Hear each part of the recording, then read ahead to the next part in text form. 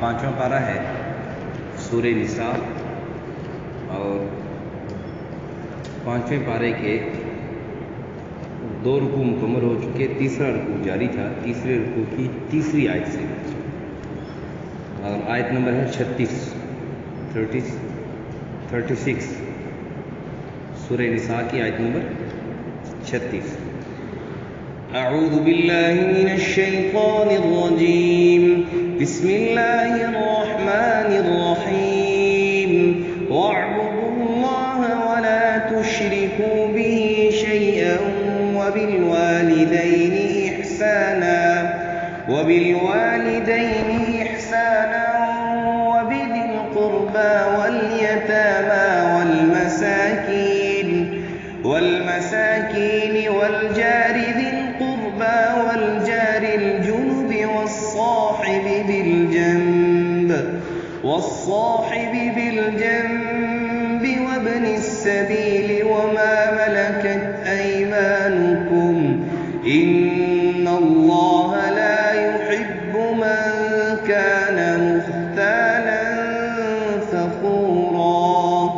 صدق الله العظيم۔ واعبدوا اللہ، اور بندگی کرو ایک اللہ کی، ولا تشرکوا بہ شیئا، اور اس کے ساتھ کسی کا شرک نہ ٹھہراؤ، اس کے ساتھ کسی کو شریک نہ کرو۔ وبالوالدین احسانا، اور ماں باپ کے ساتھ، والدین کے ساتھ نیکی کرو، احسان کرو۔ وبذی القربى، اور قرابت والوں کے ساتھ یعنی رشتہ داروں کے ساتھ، والیتامى یتیموں کے ساتھ، والمساکین مسکینوں کے ساتھ، والجار ذی القربى قریبی ہمسایہ کے ساتھ، والجار الجنوبی اور اجنبی ہمسایہ کے ساتھ، والصاحب بالجنب اور پاس بیٹھنے والے کے ساتھ، وابن السبیل اور مسافر کے ساتھ، وما ملکت ایمانکم اور اپنے غلاموں کے ساتھ، یعنی جن کے آپ کے ہاتھ جن کے مالک ہیں، یعنی غلام بازیوں کے ساتھ، غلاموں کے ساتھ۔ ان اللہ لا يحب من كان مختالا فخورا، بے شک اللہ تعالیٰ پسند نہیں کرتا اترانے والے کو اور بڑائی کر اپنے آپ کو بڑا محسوس کرنے والے کو، بڑا اپنے آپ کو بیان تکبر کرنے والے کو، جو سمجھتے ہیں۔ یہ واعبدوا اللہ ولا تشرکوا بہ شیئا یعنی عبادت اور نیک عمل اللہ پر یقین کر کے اور ثواب آخرت کی توقع سے کیا کرو۔ فخر اور ریا سے، یہ مال دینا کسی کو فخر اور ریا سے کہ تکبر کی نیت سے یا دکھلاوے کے لیے کسی کو مال دینا، یہ بھی گویا ایک قسم کا شرک ہے کہ نیک عمل میں آپ کسی دوسرے کی جو نیت کر رہے ہو، کسی دوسرے کو خوش کرنا مقصود ہے تمہارا، کیونکہ ہر نیک عمل میں ہمارا مقصود مطلوب یہی ہو کہ میرا اللہ مجھ سے خوش ہو جائے، میرا اللہ مجھ سے خوش ہو جائے، اور جس سے اللہ خوش ہو گیا اس کو کسی اور چیز کی ضرورت ہی نہیں۔ تو سب یتیموں اور عورتوں کا اور ورثاء کا اور زوجین کے حقوق پیچھے بیان ہوئے، پہلے یتیموں کے حقوق بیان ہوئے، عورتوں کے حقوق بیان ہوئے، پھر ورثاء کے حقوق بیان ہوئے، زوجین کے آپس میں ایک دوسرے کے حقوق بیان ہوئے، پھر گزشتہ سبق میں جو میاں بیوی میں آپس میں تنازع ہو جائے، آپس میں ناراضگی ہو جائے تو اس کا کیا ازالہ ہے، کیا طریقہ ہے، اور کس حد تک جو خامند ہے اس کو بیوی پر تنبیہ کی اجازت ہے، اور کس طریقے سے بیوی کو سمجھانا ہے، یہ سب بیان کرنے کے بعد اللہ تعالیٰ نے ہر ایک کا درجہ بدرجہ حق بیان فرمایا ہے، اور یعنی تعلق کے موافق، حاجت مند ہونے کے نسبت سب سے مقدم حق اللہ تعالیٰ کا ہے، سب سے مقدم حق تو اللہ تعالیٰ، اس لیے اللہ تعالیٰ نے کہہ دیا کہ واعبدوا اللہ ولا تشرکوا بہ شیئا، کہ اللہ کی عبادت کرو، کہ سب سے بڑیا حق، سب سے زیادہ حق کس کا ہے؟ اس لیے میں اکثر عرض کیا کرتا ہوں، جو اللہ کا نہ ہو کسی اور کا نہیں ہو سکتا۔ جو اللہ کا نافرمان ہے، جو اللہ کا نافرمان ہے، اللہ کی نافرمانی میں زندگی گزار رہا ہے، وہ کسی اور کا کیسے خیر خواہ ہو سکتا ہے؟ کسی اور کا کیسے خیر خواہ ہو سکتا ہے کہ اللہ اس کے سب سے بڑے محسن ہے اور وہ اسی اللہ کی نافرمانی کر رہے ہیں، اسی اللہ کو ہر کام میں ایک تو ہوتی ہے آدمی سے کبھی کبھار غلطی ہو گئی اس کی توبہ کرنا، لیکن ہمیشہ ہی پکی نہ جو ہے نا وہ ایک ہی رٹ پہ چلا ہوا ہے، اللہ کی نافرمانی پہ چل رہا ہے، تو کسی اور کا کیا ہو سکتا ہے؟ بہرحال سب سے زیادہ انسان پر حق کس کا ہے؟ اللہ تعالیٰ کا۔ اور اس کے بعد پھر سب سے زیادہ حق والدین کا۔ سب سے زیادہ حق کس کا ہے؟ والدین کا۔ اور والدین کے ساتھ آگے تفصیل کے ساتھ آئے گا بھی انشاءاللہ، والدین کے ساتھ تو احسان کا معاملہ کیا، والدین کے ساتھ احسان کا معاملہ کرنے کا کہا، اور باقی خراب داروں کے ساتھ بھی احسان کا معاملہ کرنے کے لیے کہا، لیکن خصوصی طور پر والدین کے ساتھ کہ والدین ایک ہوتا ہے حق ادا کرنا، ایک ہوتا ہے احسان کرنا۔ حق ادا کرنا یہ ہے کہ ایک آدمی کا جتنا حق ہے اس کو حق دے دو۔ مزدور ہے، اس کی مزدوری 500 روپے بنتی ہے، آپ نے اس کو 500 روپے دے دی۔ آپ نے ملازم رکھا ہوا، اس کی جو تنخواہ آپ نے مقرر کی وہ تنخواہ آپ نے دے دی۔ یہ حق ادا کرنا جو اس کا لازمی حق ہے۔ ایک ہوتا ہے احسان، حق سے بڑھ کر دینے کو احسان کہتے ہیں، حق سے بڑھ کر دینے کو احسان کہتے ہیں۔ آج بیٹا والد کو کہتا ہے، والدہ کو کہتا ہے آپ نے میرے لیے کیا کیا؟ میرے لیے کچھ کیا ہی نہیں آپ۔ بیٹا ہو کر والد سے شکوہ کرتا ہے آپ نے میرے لیے کیا کیا ہے؟ آپ نے میرا نقصان کر دیا۔ والد سے کہہ رہا ہے، والد اگر کوئی بات اس کو کہہ رہا ہے تو والد کی بات سے آگے ترکی بترکی جواب دے رہا ہے، یا والد کی نافرمانی کر رہا ہے۔ کتنی بڑی بدبختی ہے اس شخص کے لیے کہ جو اپنے والدین میں سے دونوں یا کسی ایک کی نافرمانی، کتنی بڑی، چاہے مرد ہے چاہے عورت، کہ والدین اگر کوئی بات کہہ دیں ان کے لیے تو اللہ تعالیٰ کا حکم ہے وَاحْفِظْ لَهُمَا جَنَاحَ الذُّلِّ مِنَ الرَّحْمَةِ، وَاحْفِظْ لَهُمَا جَنَاحَ الذُّلِّ مِنَ الرَّحْمَةِ۔ یوں اس کا مفہوم یوں سمجھ لو کہ والدین کے سامنے جو بھی میرا عہدہ ہے، میں خطیب ہوں تو خطیب اپنی جگہ پر، لیکن والدین کے سامنے میں بیٹا ہوں، خطیب نہیں۔ اسی طرح اگر میں جرنیل ہوں یا وزیر اعظم ہوں یا صدر ہوں، جو بھی عہدہ ہے میرے پاس، استاد ہوں کہیں سینئر ہوں، تو وہ سینئر اپنی جگہ پر سینئر ہوں، لیکن والدین کے سامنے میں بیٹا ہوں۔ والدین کے سامنے میں بیٹا ہوں، میں وہاں پر اپنی سینئرٹی نہ چلاؤں کہ میں تو اتنا بڑے عہدے والا ہوں، میں تو اتنا بڑا ہو گیا ہوں۔ اب بھی والدین مجھے بعض لوگوں کا اعتراض ہے، اتنا بڑا ہو گیا پھر بھی والدین ڈانٹتے ہیں۔ اور بعض لوگوں کا یہ اعتراض ہوتا ہے کہ دیکھو جی میرے والد صاحب نے مجھے 10 بندوں کے سامنے سخت بات کہہ دی۔ اب ذرا کھلے دل سے سوچیں، تسلی سے سوچیں، اگر ایک بچے کو والد 10 بندوں کے سامنے ڈانٹ رہا، آگے سے بچہ منہ بنائے یا والد کو جواب دے، اس میں بچے کی عزت ہے، یا خاموش رہے اس میں بچے کی عزت ہے؟ بچے کو لوگ جو دیکھنے والی جو دنیا ہے وہ بچے کو کس صورت میں اچھا سمجھے گی؟ اس صورت میں اچھا سمجھے گی کہ والد کو آگے سے جواب دے گا، کہ والد نے اگر 1 تھپڑ مارا تو آگے سے 2 تھپڑ مارے گا، یا والد نے اگر 1 بات کی ہے تو آگے سے 2 باتیں والد کو سنائے گا۔ اس میں عزت سمجھی جاتی ہے، یا اس میں عزت سمجھی جاتی ہے کہ والد نے اگر کوئی بات کہی ہے، سخت بات چاہے سخت بات کہی ہے، تو آگے سے خاموش ہو کے اس میں اس کی عزت ہے۔ بچہ کہتا ہے جی میری ریسرچ کروا دی انہوں نے، اور بعض اوقات تو سب کے سامنے بول پڑتا ہے کہ آپ لوگوں کے سامنے میری انسلٹ کر رہے ہیں۔ یہ کہنا ہی اس کی اپنی بےزتی ہے۔ تو حقیقت میں دیکھو، ایک واقعہ کتابوں میں لکھا ہے، ایک بہت اللہ والے تھے، ان سے کسی نے پوچھ لیا کہ آپ کو یہ اللہ نے یہ مقام کیسے دیا ہے؟ تو انہوں نے کہا کہ چھوڑ میاں اپنا کام کر۔ خیر جب اس نے ضد کی تو کہا کہ اس صورت میں بتاؤں گا، کسی اور پر ہی مسئلہ ہے۔ اس کو پکڑ کر ایک غار میں لے گئے، وہاں پر 2 مسخ شدہ، ایک مرد اور ایک عورت، گویا لاش نما پڑے تھے، مجسمے پڑے تھے تو زندہ، لیکن بس مطلب لیٹے ہوئے تھے، ہل چل نہیں سکتے۔ تو اس اللہ والے نے اس بندے کو بتلایا کہ یہ میرے والدین ہیں، یہ میرے والدین ہیں۔ اپنی بدعمالیوں کی وجہ سے اللہ نے ان کی شکل مسخ کر دی، اللہ نے ان کی شکل مسخ کر دی، لیکن میں پھر بھی ان کی خدمت کرتا ہوں، کھانا کھلاتا ہوں ان کو، ان کی صفائی ستھرائی کا خیال رکھتا ہوں، ان کی خدمت کرتا ہوں، ان کی اطاعت کرتا ہوں، اس بنا پر اللہ نے مجھے مقام دیا۔ والدین اگر نافرمان بھی ہوں، یاد رکھیں، یاد رکھیں، قرآن کا حکم ہے، والدین اگر گناہگار بھی ہوں، یہاں تک کہ اگر کافر بھی ہوں، اس صورت میں بھی والدین کی عزت اور والدین کی جو کے ساتھ اچھائی والا معاملہ کرنا، یہ اس صورت میں بھی ہوگا۔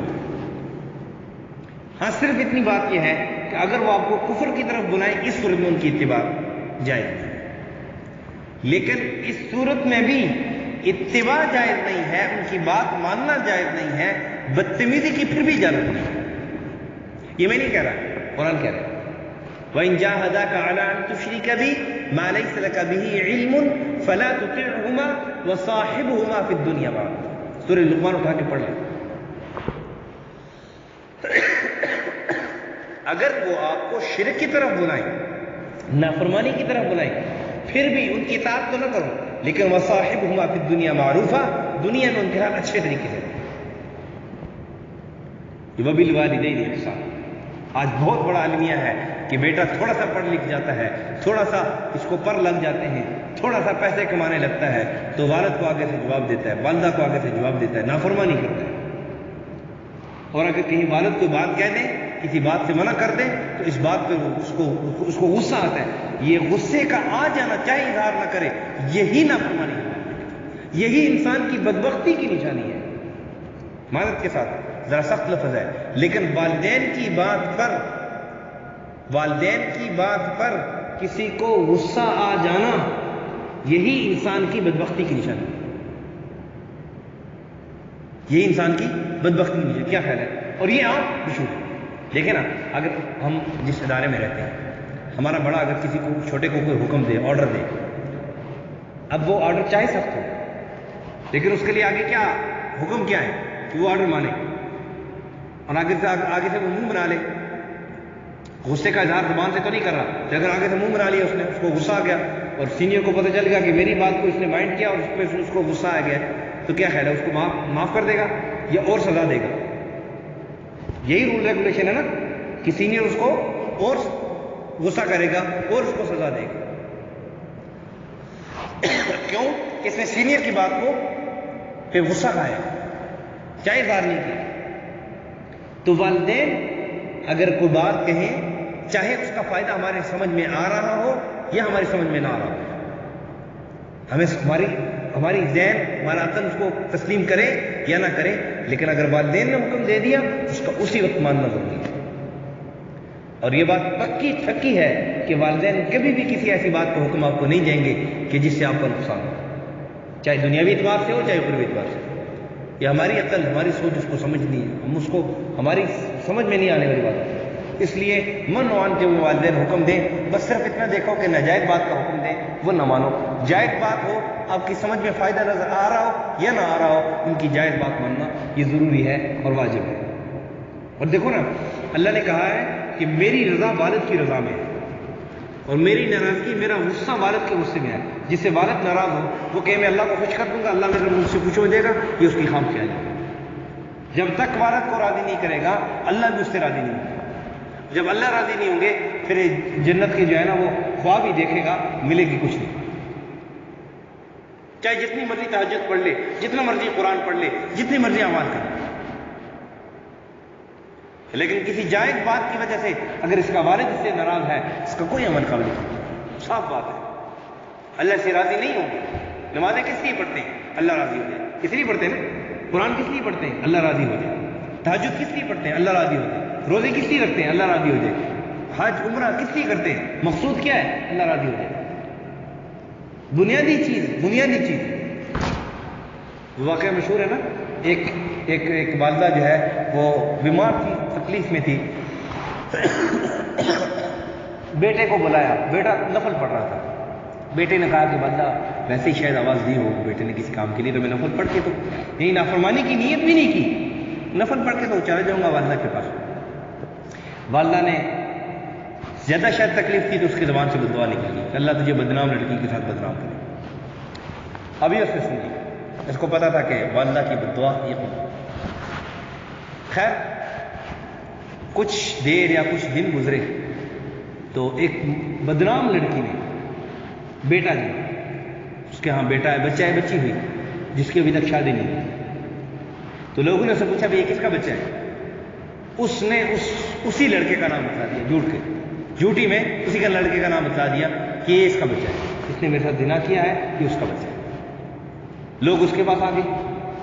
اب تھا سمجھدار, اس کو پتا تھا کہ کنیکشن کہاں سے خراب ہے, کنیکشن کہاں سے خراب ہے. اس نے فوراً والدہ کے پاس آیا, والدہ سے معافی مانگی, کہا اللہ کے لیے مجھے معاف کر دو اور اللہ سے دعا کرو کہ اللہ میری عزت رکھ رہے, بدنامی سے مجھے بچائے. والدہ نے دعا کی. خیر کچھ دن گزرے, لوگوں نے تحقیق وغیرہ کی. اس لڑکی نے خود ہی اقرار کیا کہ نہیں میں نے جھوٹ بولا تھا, اس بچے کا والد یہ آدمی نہیں ہے, وہ دوسرا فلانا آدمی. اللہ نے عزت بھی رکھی. تو اس لیے کسی حال میں بھی والدین کی نافرمانی سوچو بھی نہ, اور والدین جو حکم دے دے بس آنکھیں بند کر کے اس کو مانو. اسی میں خیر ہے اور اسی میں اپنی بہتری سمجھو. بہرحال بات شاید اسی پہ زیادہ لمبی ہوگی. پھر اس کے ساتھ ساتھ پھر باقی خرابت داروں کا حکم بھی فرمایا کہ ان کے ساتھ بھی احسان والا معاملہ. حقوق ادا نہیں, حقوق یہ تو ادا کرنے فرض ہے, لازمی ہے, اس پہ تو چھٹکارا ہی نہیں ہے. اللہ نے احسان کرنے کا حکم دیا ہے. حقوق تو اس سے نچلا درجہ ہے, کسی کا حق دینا تو اس سے نچلا درجہ ہے. احسان کرنے کا رشتہ داروں کے ساتھ, چاہے آپ کو ان کے ساتھ لگتی ہے چاہے نہیں لگتی, لیکن آپ کا کام کیا ہے اس کے ساتھ کیا کرنا. وَأَحْسِن مَنْ أَسَاءَ إِلَيْكَ, جو تیرے ساتھ برائی کرے اس کے ساتھ اچھائی کر. جو برائی کرے صِلْ مَنْ قَطَعَكَ وَاعْفُ عَمَّنْ ظَلَمَكَ وَأَحْسِن مَنْ أَسَاءَ إِلَيْكَ, جو توڑے تجھ سے رشتہ اس سے جوڑو, جو تجھ پر ظلم کرے اس کو معاف کرو. اور عفو صرف معاف کرنے کو نہیں کہتے, دل سے بات ختم کر دینے کو عفو کہتے. ایک ہوتا ہے کہ ایک آدمی نے کوئی غلطی کی, کوئی لفظ لکھا نا, اس کو کراس کر دیا, بھی یہ غلط ہو گیا, ٹھیک ہے. ایک ہوتا ہے اس کو ریز کر دینا, مکمل جڑ سے مٹانا. عفو کہتے ہیں کسی کی برائی, کسی کی نافرمانی دل سے اس کو بلا دینا کہ یار میں تجھے دل سے معاف کرتا ہوں اللہ کے. جو ظلم کرے, یہ اعلیٰ ترین اخلاق بتلا رہا ہوں.